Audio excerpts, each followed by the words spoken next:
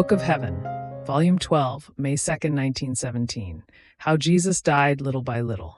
Finding myself in my usual state, I was lamenting to my sweet Jesus because of his privations, saying to him, "My love, who could ever think that your privation would have to cost me so much?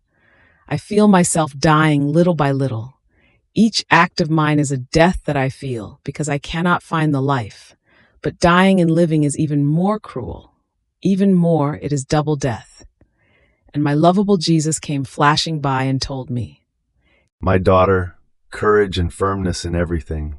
And then, don't you want to imitate me? I too died little by little. As creatures offended me in their steps, I felt the tearing in my feet, but with such bitterness of spasm as to be capable of giving me death. And while I would feel myself dying, yet I would not die. As they offended me with their works, I felt death in my hands, and at the cruel torment, I agonized. I felt faint, but the will of the Father sustained me. I would die and not die. As the evil voices, the horrendous blasphemies of creatures reverberated in my voice, I felt myself suffocating, my word being choked, poisoned, and I felt death in my voice, but I would not die. And my tortured heart?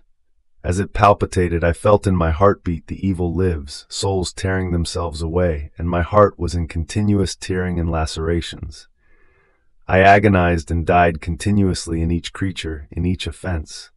Yet love, the divine will, forced me to live.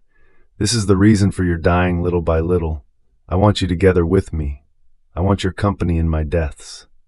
Aren't you happy?